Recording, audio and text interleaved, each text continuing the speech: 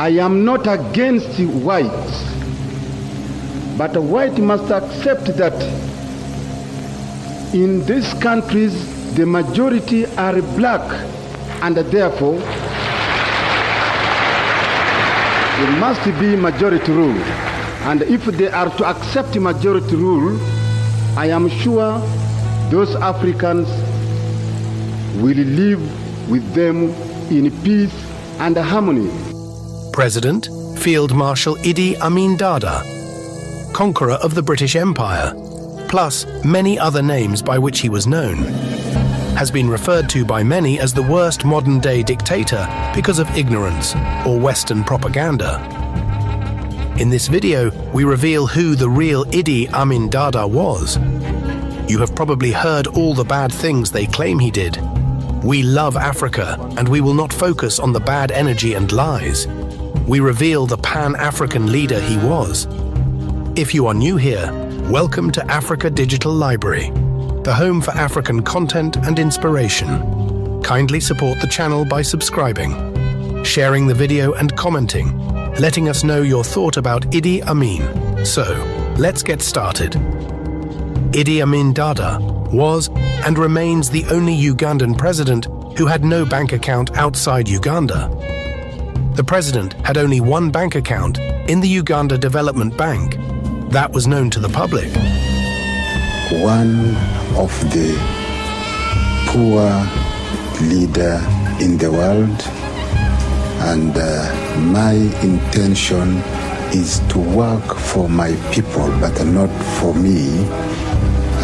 That is the reason why you know that if you check all banks all over the world, in Europe, in Asia, in Africa, in United States of America, you will never find account belong to me, because I work for the people of Uganda.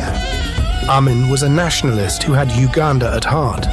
Under his watch, Uganda was able to construct a number of national assets, including 8 permanent embassy houses outside Uganda. The famous Uganda House in London, where the Consulate of Uganda in London is today housed, was one of his brainworks.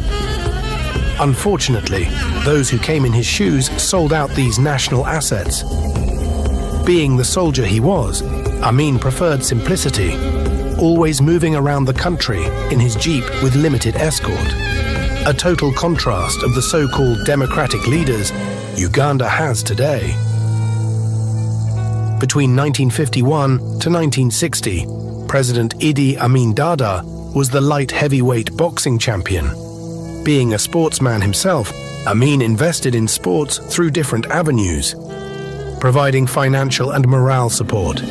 In fact, during his tenure, John Akibua won the first ever gold medal in the history of Uganda in 1972 in the Munich Olympics, and the Uganda national football team qualified for Africa Cup of Nations in 1978. Since then, the Cranes have never been any lucky. During his regime, corruption had no room of existence. The corrupt were either detained or executed. Additionally, the office of the president had a hotline that could be called at any time, and Idi Amin himself answered that line. Improve service delivery to the local citizens. He always mixed with the common people and made impromptu visits to government offices at grassroots levels, replacing absentee officials and detaining culprits. He accused them of abusing the taxpayers' money that were paying their salaries. If I go sometime even in the Ministry of Defense, I will not find even some commanders there in their offices. I know this. I've been telephoning several times, checking with them, I can't find. If I found you not to attend cabinet 3 times without reason, you are out of government. During his rule, the government of Uganda owned many enterprises, like the Uganda Electricity Board, Uganda Development Bank, Uganda Coffee Marketing Board, Commercial Bank of Uganda, Uganda Food and Beverage Company, PESPSA, and many others. This were, however, sold by the government of President Yoweri Museveni, and the money shared amongst a few corrupt officials. Idi Amin Dada was the first president to encourage women empowerment in Uganda. Duty of the woman is a housewoman. He knows how to keep house very well. If he can do that, let me make first examination, appoint women to be the managers of hotel. If he's well educated, he has got that brain, he's determined, he can look after the hotel very well. I want to see a woman international hotel, very big one. Must be woman Ugandans, and I know they can do it. And you as a minister, you must back them completely. If you find any man trying to not to obey the order and everything, you can punish that person. To him, if women were able to manage homes, they needed to be appointed hotel managers.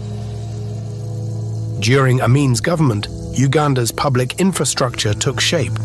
He built the new Mulago National Referral Hospital, the National Conference Centre, now Serena Hotel, and he also built the first satellite in Mpoma Mukono to connect Uganda to the world. Plus, a number of military barracks. In fact, most of the infrastructural developments in Uganda today are mere renovations and upgrades of what Idi Amin Dada did. One of the most misinterpreted scenarios in Uganda's history was Idi Amin's decision of expel Asians from Uganda. Since independent, actually Uganda is not yet independent, I will say that. Even when the British handed over on the 9th of October 1962, the Uganda is still not yet independent. Uganda will be independent after this, my decision, after I want to see that the whole Kampala street is not full of Indians. It must be proper black, and administration in those shops is run by the Ugandans. The motivation behind Amin's decision was not one backed by selfishness, rather it was backed by the desire to have Ugandans control the economy, a pure typical move by a nationalist leader. Today, the streets of Kampala, like any African country, have been taken over by Asian businessmen and women doing even the smallest of jobs that should otherwise be reserved for the local citizens. Amin's nationalistic spirit was not only limited to Uganda. He had a deeper passion for the liberation of Africa in entirety. As a chairman of the OAU, he called upon South Africa to be freed and voluntarily freed, and that if no such voluntary action was taken, African states needed to mobilize their armies for a full-scale offensive. Rhodesia and South Africa cannot accept immediate independence to the majority rule in these two countries, including Namibia. Then we must really face them militarily, because we are capable of fighting against them, of liberating that country. So how does a man this patriotic come to be termed one of the worst dictators of modern-day history? It is simple. The Western world had known Amin as a brutal soldier whom they believed could do any dirty work for them, the way he had demonstrated his abilities during the Mau Mau rebellions and other deployments while serving under the King's Rifle Army. However, when Amin chose the path of African independence and liberalization, the Western world was greatly angered. They chose to use Western media like BBC and CNN to destroy Amin's image. Unfortunately, the African communities were not yet well educated to evaluate the Western propaganda. Amin never sympathized with Western spies. In 1975, a British writer, Dennis Hills, was charged and sentenced to death by firing squad for spying. It took generals from UK to convince Amin in vain. I told General Blair, if Foreign Secretary is not here within 10 days from tomorrow with the recommendations and we got from the members of the Defense Council who are right now before me, we will then consider when to execute him by the firing squad. This is the recommendation by the Defense Council.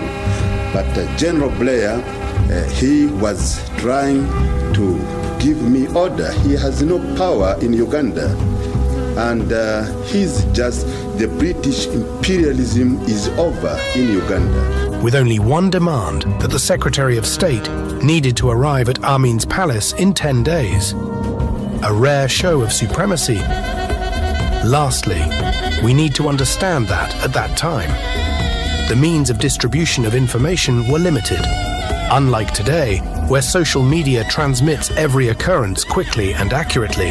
In fact, Amin would execute one person and the news would travel by word of mouth from one place to another. This made different place receive the same news at different times, making a one-man executed resonate to the world as if it were a 1,000 people. In fact, the so-called democratically elected leaders of Africa today are killing more of their citizens than Amin killed. But because they are coating with Western powers, their names are never featured as dictators. We hope this video helps you understand Idi Amin Dada better. Please remember to